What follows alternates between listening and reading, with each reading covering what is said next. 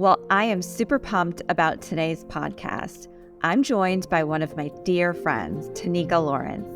Taneka and I met during a Leadership Accelerator program, and we bonded over many things, working in financial services, balancing that with motherhood, making an impact, and of course, getting the CFA charter.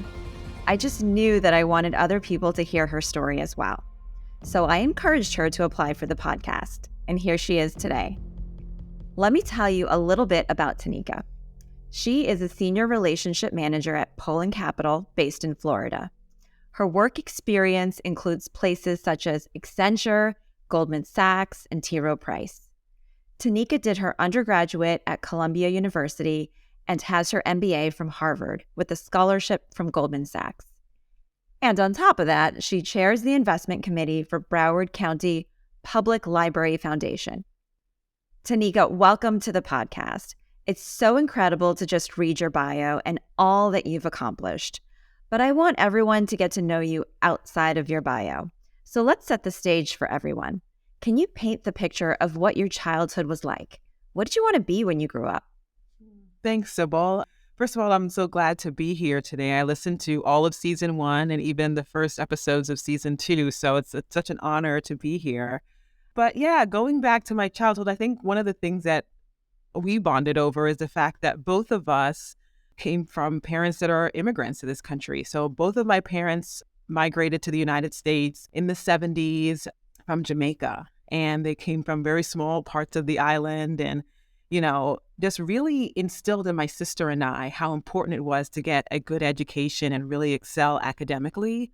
And so that's what we did. I remember my parents always saying, your only job is to do well in school. And so that was what we did. We did sports alongside that, track and basketball and all of that. But, school was our main job. I loved math. I loved science. And so I really pushed myself towards those types of classes. And when it came time to apply for undergrad, I decided to only focus on engineering programs. And I was so happy when I was accepted to my number one choice, which was Columbia University School of Engineering. That's amazing. And thank you for sharing that immigrant experience. I feel like so many of us really do bond over these stories of being one of the first and trying to figure things out on your own. And so with that, I want to know a little bit more about your academic journey. Tell me about your undergrad and MBA experience. And also, did you do your MBA before or after the CFA charter? Yeah, so in undergrad, I majored in industrial engineering. I knew that I loved problem solving, I loved business, and I felt like that was a major that was a good way to be able to tie those two things together. So it's funny because when all of my friends were having fun and at parties, I was at the library studying, but I didn't mind because I really loved what I was studying. So I graduated with a bachelor's in engineering and then went and did consulting for a few years. That's when I decided to pursue the MBA at Harvard. And my focus there was general management, but I knew that I wanted to go into finance after my MBA. So in my second year, I spent some time taking elective courses in finance. But outside of that, it was a general management program. After I'd been working for a few years is when I actually started to pursue the CFA charter program. Okay. So engineering to general management and an interest in finance. So what really compelled you to enroll in the CFA program and take level 1? Yeah. So at a previous employer, I was working in the marketing department, and I kept expressing interest in being in a role that was more client-facing, but focused on investments. And that was right around the time when the Claritas program came out. So I was like, great, I'll do the Claritas program. I already have the MBA. That would be perfect for me to just, learn some additional aspects of asset management and then be able to transition into those types of roles. Unfortunately, I was not very successful in that transition. So a mentor of mine, Steph Jackson, who worked at T. Rowe Price, said, you really should just consider the CFA program. I have an MBA and I did the CFA. It's something that you can consider. So that's when I decided to pursue the program. Just a note to our listeners, the Claritas program that she mentioned has been relaunched as the Investment Foundations program. So let's start talking about the exam. Your mentor encouraged you, you signed up, and did you pass all 3 levels in one go? Or did you encounter any obstacles along the way?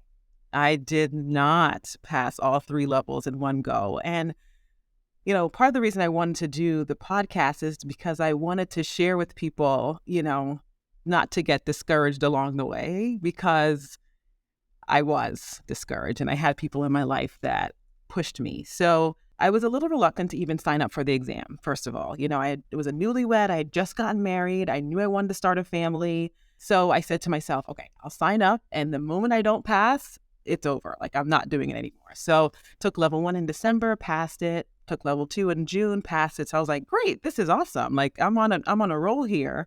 And when I took level 3 the following June, I did not pass. So I was like, all right, that's it. I'm over it. But, I was really comfortable walking away. But my mother and my husband and my manager at the time really encouraged me to keep going. It's funny because I'll never forget my manager who was like, you can't put CF behind your name. Like, you have to have all 3 to be able to put the CFA. So you got to keep going. So I took level 3 again for the second time and didn't pass it again. So I was beyond frustrated. I mean, studying was just so consuming for me. Like, I would spend 2 to 3 hours every night from January till June until the exam. And it just took up my weekends. It was really tough. So, but I kept going. And I actually had my first son 9 months before I took level 3 for the last time. And, I remember going to the mother's room when I was pumping with my CFA notebook and my books and my pump and all of that stuff, twice a day while at work, and studying in there while I pumped for him. So I say that to say it was a lot, but I got through it. I love this story, and this is why we have to keep sharing. This is such an amazing and inspirational story. And let me just back up a second. Taneka, I studied for the exam when I was single and didn't have a family, and I still had a very tough time. I think for a woman to take this exam and pass it while caring for her infant is such an extraordinary accomplishment, one that I'm sure that came with so much sacrifice and determination. I have to mention when Margaret Franklin interviewed me, we learned that she fell asleep during her exam because she was a new mom. So you're in very good company with your story. So moving forward, now that it's all behind you, what are some of the highlights? And I know you described some of the low points, but if you have any others, you want to talk about some of your high points and low points during this program? Well, the high points are, when I passed each level, that was always a high point, not just for me, but for my entire family. Actually, when I passed level 3 for finally, I didn't open the email for like a week. I was just like, I'm happy right now. Like, I don't want this to make me upset. And when I finally opened it, both my mom and my husband, they all were just over the moon happy for me. It was just such a relief, just to finally have that behind me. In terms of some of the lows, I mean, see, not passing is a big low, especially when you realize how much you've committed to it. But I also think through like the things that you give up in order to try to be successful in the program is really, you kind of have to sit out on some family events or some events that happen in my city. I remember I lived in Baltimore at the time, and Preakness, which is the horse race, always took place the weekend before the tests. And I never, for the years that I was there, I never attended because I was always studying for the test. So that's just an example. And then I love when you shared that story about being a new mom and being tired during the exam, because as you know, there's a morning and afternoon session of the exam. And so during the break, the lunch break in between, I went to my car and I was pumping, reviewing my notes for the second half, as well as eating my lunch at the same time. And so, I think of that as a low point, but again, it just made me realize just how determined I was to be successful in the program, and I was willing to do anything. So I'm just really grateful to have actually passed the program at that point, because it was a lot of sacrifice, not just for me, but for my family as well. Yeah, I mean, I just hear grit and determination, and you were not going to let your family down either. So there you are, still providing for your family and, passing the CFA exam. So, kudos to you. I think about, for me, Memorial Day weekend is one that I feel like I always missed out on Memorial Day weekend because you had to study that weekend. So thank you for sharing your story about what you missed out on, because that is important as well. One of the objectives of this podcast is to inspire a diverse set of candidates to sit for the program. So can you tell us how the CFA charter has helped your career? Yes. So I work in national accounts where I am, working with due diligence analysts every day to have our strategies reviewed and approved. And so a lot of the analysts that I work with are actually CFA charter holders. I have to believe that it helps me gain credibility early in my relationship with them. So that's been great. Additionally, when I was applying for this job, I'd never done this job before.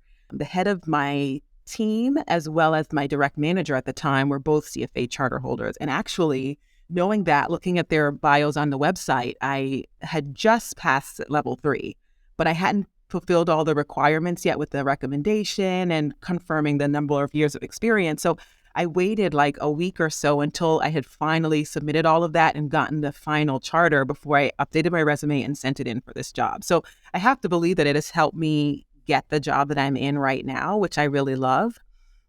But lastly, and more importantly, I think that it has given me confidence. And as a Black woman in this industry where there's very few people that look like me, I think that helps me show up well every day. So early in my career, I was told, oh, Taneka, you don't have the technical skills to succeed in XYZ role. Even though I have an engineering degree, as you know, and, I have a passion for learning, I was just willing to do whatever it took. But sometimes, you have to have someone coach you along the way. So, the CFA program gave me that skill set that I think has really helped me for the last, at this point, 6 years. That's great. And, you talk about not really seeing people like you, and representation matters, and so now someone will listen to this and be inspired by you. So I'm really encouraged that you're here sharing your story and inspiring all of us along the way. Now I want to switch gears a little bit and get to know what your job looks like and some of the ways you give back with the foundation you've built with the charter.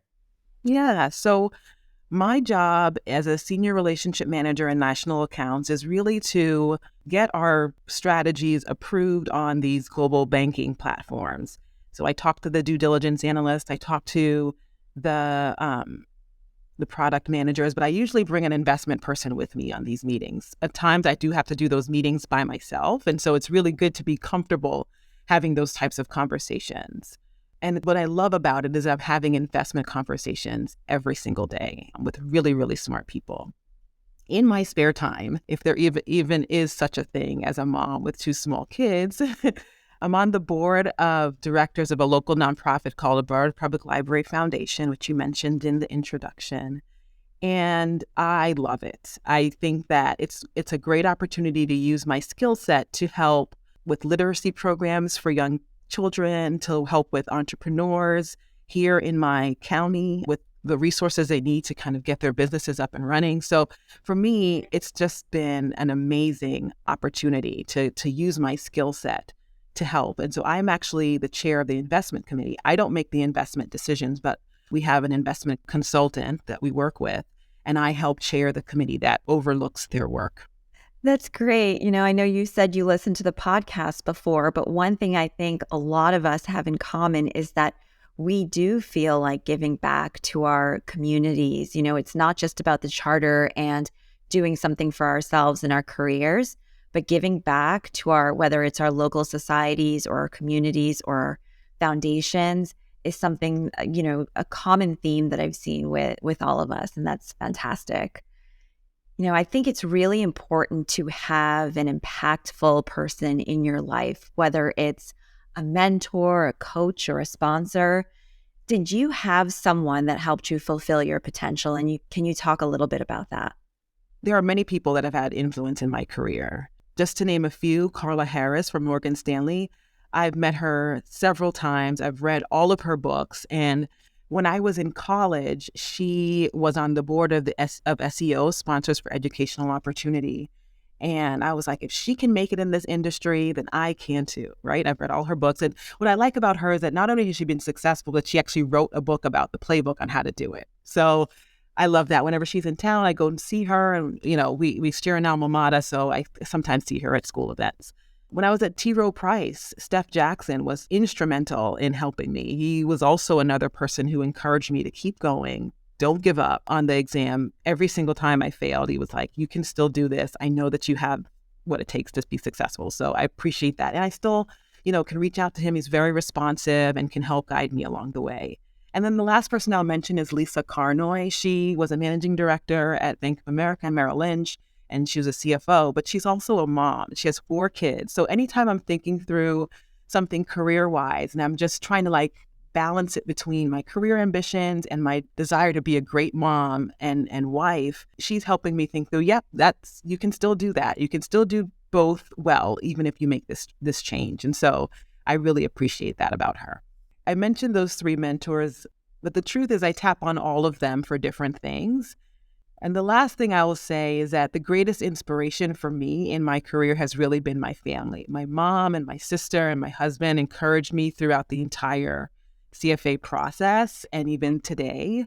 And my boys are the reason. They still think I'm amazing because they're still young, but I just love the fact that I'm doing this for them. And I want to show them that mom can be a good mom and she can also work really hard at the same time. So that's also what's inspiring me and pushing me these days. That's amazing. So I got the chance to meet Carla Harris a few months ago in Miami, and I felt like I was meeting a celebrity, and I got her latest book. So I'm looking forward to reading that. It sounds like you have an amazing support system, both personally and professionally. And that really does make all the difference. Taneka, thank you so much for sharing your CFA charter story with me and with our community.